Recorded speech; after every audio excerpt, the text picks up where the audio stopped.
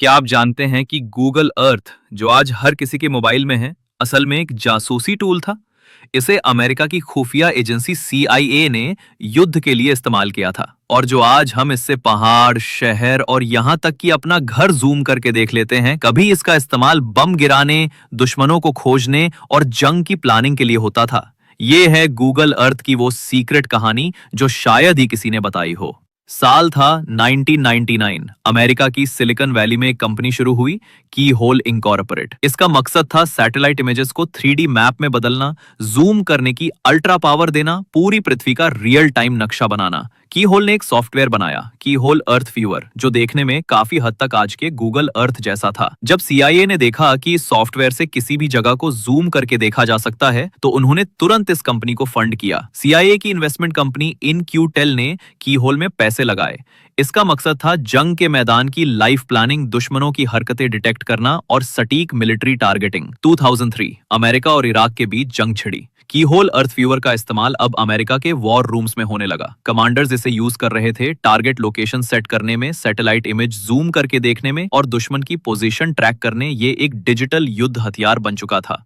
2004 में गूगल ने की होल को देखा और पहचान लिया कि यही भविष्य है। गूगल ने इस कंपनी को खरीद लिया और सॉफ्टवेयर को नया नाम दिया, गूगल अर्थ। अब इसे आम जनता के लिए फ्री में लॉन्च किया गया। अब हर आम इंसान अपने घर, शहर और पूरी पृथ्वी को सैटेलाइट से देख सकता था। लोगों की मिलीजुली प्रतिक्रिया थी। कुछ लोग हैरान थे, वाओ, मेरा घर ऊपर से दिख रहा है। कुछ डरे हुए थे, कोई भी मेरी लोकेशन देख सकता है। कुछ देशों ने इसे प्राइवेसी का खतरा कहा। इसलिए आज भी कई सेंसिटिव लोकेशंस को गूगल अर्थ में ब्लर या सेंसर किया गया है।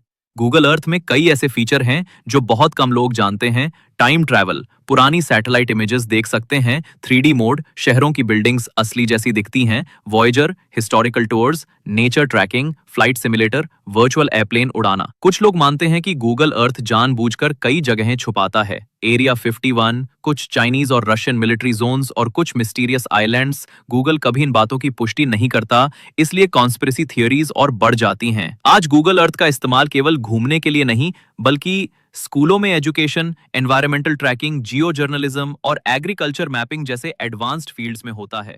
तलब जो टूल एक समय में जंग का हथियार था, वो आज ज्ञान और विकास का जरिया बन चुका है।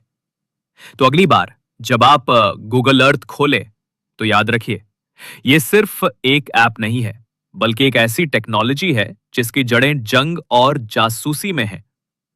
और अगर आपको ऐसी ही छुपी हुई सच्चाइयां, रेयर टेक कहानियां और दिमाग हिला देने वाला ज्ञान चाहिए, तो इस चैनल को अभी सब्सक्राइब कर लीजिए।